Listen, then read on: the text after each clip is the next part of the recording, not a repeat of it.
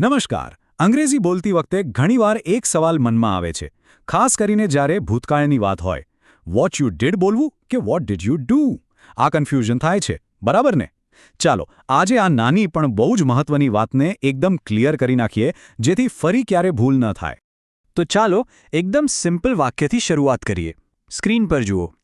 He went to the market. એનો મતલબ શું થયો? તે બજારમાં ગયો. બસ, એકદમ સીધી વાત. આ છે સિમ્પલ પાસ્ટ ટેન્સ, એટલે કે સાદો ભૂતકાળ. હવે આવે છે અસલી મજા. આ વાક્ય તો છે, પણ આમાંથી સવાલ કેવી રીતે બનાવવો? માની લો કે આપણે પૂછવું છે, ભાઈએ ક્યાં ગયો અથવા એણે શું કર્યું, તો અંગ્રેજીમાં એને કેવી રીતે કહીશું? બસ આ જ તો શીખવાનું છે. ચાલો જોઈએ. આજે આપણે શું શું જોવાના છીએ એની એક ઝલક. પહેલાં સાદો ભૂતકાળ શું છે એ ફટાફટ જોઈ લઈશું.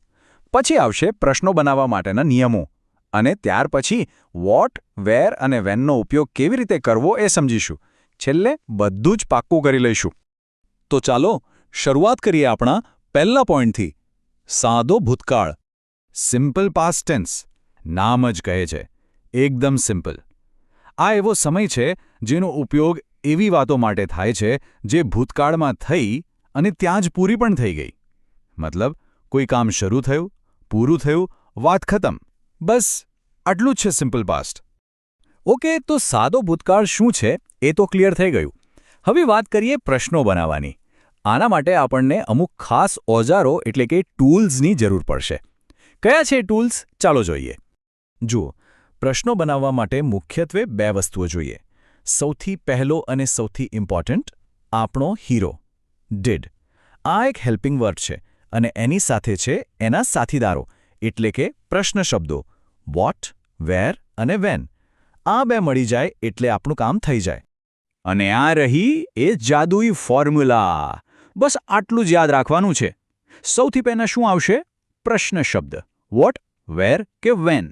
એના પછી તરત જ આપણો હેલ્પિંગ વર્બ ડીડ. ત્યાર પછી જેની વાત થાય છે એ વ્યક્તિ એટલે કે સબ્જેક્ટ. અને છેલ્લે સૌથી ખાસ વાત, ક્રિયાપદનું મૂળ રૂપ એટલે કે બેઝ વર્બ. બસ આટલો ક્રમ યાદ રહી ગયો એટલે તમે માસ્ટર. સારું, તો ચાલો આ ફોર્મ્યુલાને કામે લગાડીએ. સૌથી પહેલાં લઈએ વોટને. વોટનો ઉપયોગ ક્યારે થાય? જ્યારે કોઈ ક્રિયા કે કોઈ વસ્તુ વિશે પૂછવું હોય, એટલે કે શું. આ વાક્ય જુઓ. શી એટ એન એપલ એટલે કે તેણે સફરજન ખાધું. હવે જો આપણે એ પૂછવું હોય કે તેણે શું ખાધું, તો શું કરીશું? આપણી ફોર્મ્યુલા પ્રમાણે પ્રશ્ન બનશે વોટ ડીડ શી ઈટ. એક વાત નોટિસ કરી? જવાબ એટલે કે એન એપલ એ પ્રશ્નમાંથી નીકળી ગયું, કારણ કે એ જ તો આપણે જાણવું છે. આપણી ફોર્મ્યુલા અહીં એકદમ ફિટ બેસે છે. વોટ, પછી ડીડ, પછી શી અને પછી ઈટ. હવે અહીંયા જ સૌથી મોટી વાત છુપાયેલી છે. જેવું વાક્યમાં ડીડ આવ્યું, એણે ક્રિયાપદ એટ પરથી ભૂતકાળનો બધો ભાર લઈ લીધો. એટલે એટ પાછું પોતાના ઓરિજિનલ રૂપ ઈટમાં આવી ગયું. યાદ રાખજો, ડીડ એક સુપરહીરો જેવું છે. એ ભૂતકાળને પોતાની પાસે રાખી લે છે. એકદમ બરાબર. વોટ તો સમજાઈ ગયો. હવે એ જ સેમ ફોર્મ્યુલા વાપરીએ વેર માટે. વેર એટલે ક્યાં. જ્યારે કોઈ જગ્યા વિશે પૂછવું હોય ત્યારે. ચલો આ વાક્ય લઈએ. They played in the park. હવે વિચારો, આમાંથી પ્રશ્ન બનાવવો હોય કે તેઓ ક્યાં રમ્યા, તો શું બનશે? એ જ formula. Where did they play. જોયું? અહીં પણ જવાબ એટલે કે ઇન ધ પાર્ક એ પ્રશ્નમાં નથી. ફરી એકવાર ફોર્મ્યુલા ચેક કરી લઈએ. વેર, પછી ડીડ, પછી દે અને છેલ્લે પ્લે. અહીં પણ એ જ નિયમ લાગુ પડ્યો. ડીડ આવ્યું એટલે પ્લેડનું થઈ ગયું પ્લે. હવે તો આ પેટર્ન મગજમાં બરાબર બેસી ગઈ હશે ને? ચલો હવે ફટાફટ આપણા ત્રીજા અને છેલ્લા શબ્દ પર આવી જઈએ. વેન. આનો ઉપયોગ થાય છે સમય પૂછવા માટે.